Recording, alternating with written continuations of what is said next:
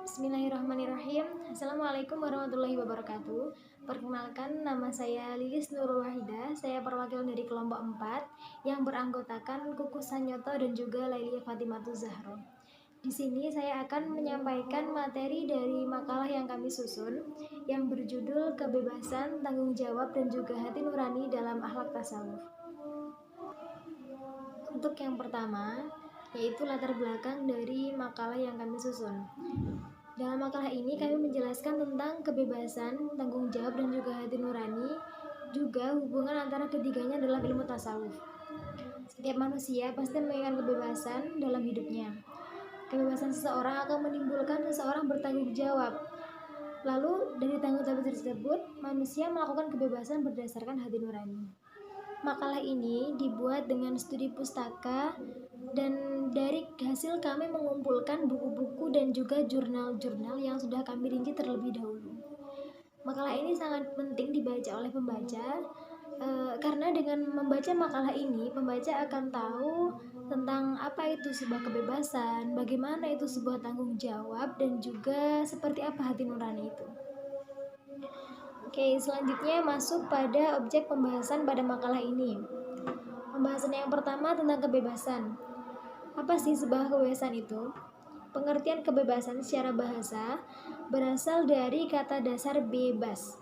Dalam Kamus Besar Bahasa Indonesia, bebas berarti lepas ataupun merdeka, ataupun bisa juga tidak terikat dalam suatu hal.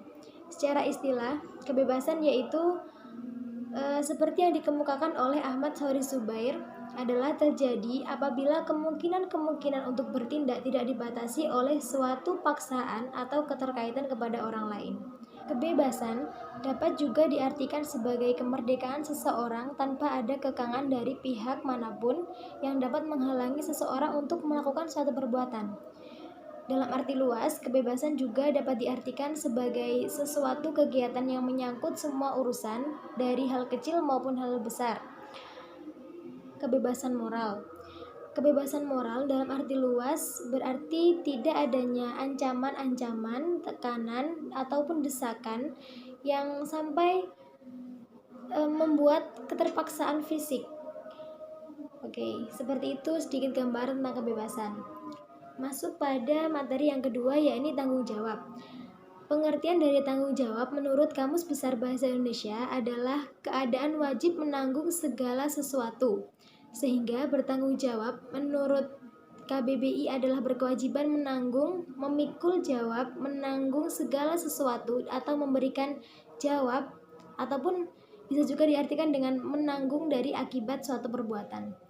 Tanggung jawab adalah kesadaran manusia akan tingkah laku atau perbuatannya yang disengaja maupun tidak disengaja. Tanggung jawab juga berarti berbuat sebagai wujudan kesadaran atau kewajiban dari perbuatannya tersebut. Selanjutnya, macam-macam dari tanggung jawab. Yang pertama, tanggung jawab terhadap diri sendiri. Sebagaimana manusia bertanggung jawab atas apa yang diperbuat. Yang kedua, tanggung jawab kepada keluarga. Setiap anggota keluarga tentu memiliki satu imam atau satu yang bertanggung jawab atas keluarganya, yaitu kepala keluarga. Yang ketiga, bertanggung jawab kepada masyarakat. Suatu kenyataan pula bahwa manusia adalah makhluk sosial, maka manusia pun juga bertanggung jawab atas masyarakat di lingkungannya. Yang keempat, tanggung jawab terhadap bangsa dan negara. Di sini manusia memiliki tanggung jawab untuk menjaga bangsa dan juga negaranya. Yang kelima, tanggung jawab terhadap Tuhan.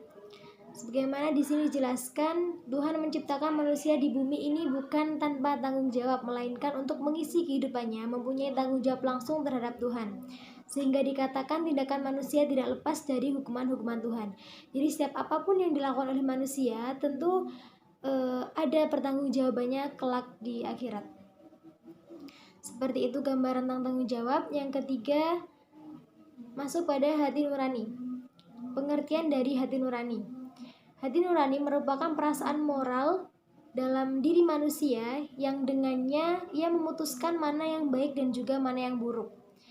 Hati nurani didefinisikan sebagai bagian dari jiwa manusia yang menyebabkan penderitaan mental dan juga perasaan bersalah saat kita menentangnya.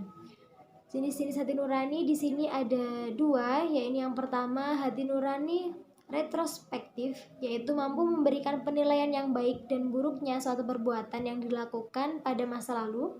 Yang kedua, hati nurani prospektif, mampu memberikan penilaian tentang baik buruknya seseorang ke masa depan. Pembagian hati nurani tersebut dalam konteksnya terbagi menjadi 3 sifat, yaitu personal, adipersonal, dan juga mutlak. Hati nurani bersifat personal, berkaitan erat dengan pribadi manusia. Seperti sering dibicarakan nama saya atau hanya pemberi dari penilaian tentang perbuatan dari dirinya sendiri. Yang selanjutnya, hati nurani bersifat adipersonal, merupakan bentuk hati nurani yang kita sebagai individu hanya menjadi pendengar. Kemudian hati nurani bersifat mutlak, bersifat khas dari hati nurani tersebut atau posisi dari hati nurani tersebut yang mendesak, membuat kita untuk mentaati bisikan dari syaitan ataupun menyadarkan diri kita dari bisikan malaikat, seperti itu. Setelah saya jelaskan tentang pengertian dari kebebasan, tanggung jawab, dan juga hati nurani, selanjutnya saya akan menjelaskan tentang hubungan antara ketiganya. Ini saya langsung perhatikan dengan sebuah contoh ya. Contoh, saya melakukan suatu perbuatan. Tentu saya berpikir, saya melakukan perbuatan tersebut, yang pertama saya tidak memiliki kekangan dari siapapun. Saya ingin melakukan suatu kehendak tanpa ada kekangan dari siapapun. Itu yang pertama, kebebasan. Dalam melakukan hal ini, saya sudah berani mengambil resiko.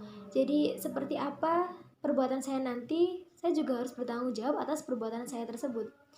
Itu yang dinamakan dengan pertanggungjawaban. Selanjutnya, saya pasti akan berpikir, oh perbuatan saya ini baik atau buruk sih. Jadi dalam bagaimana ya? Dalam hati nurani tersebut tadi kan dijelaskan ada yang memikirkan masa depan dan juga memikirkan masa lalu. Di sini saya memikirkan masa depan. Setelah saya melakukan perbuatan ini, akan seperti apa ya perbuatan saya, baik atau enggak gitu. Jadi ya seperti itu tadi yang disebut dengan hati nurani. Jadi antara kebebasan, tanggung jawab, dan juga hati nurani ini sangat berkait sekali gitu. Jadi seperti itu penjelasan dari hubungan antara kebebasan, tanggung jawab, dan juga hati nurani. Mungkin cukup presentasi dari makalah kami. Apabila ada kurang dan lebihnya mohon maaf. Akhirul kalam, wassalamualaikum warahmatullahi wabarakatuh.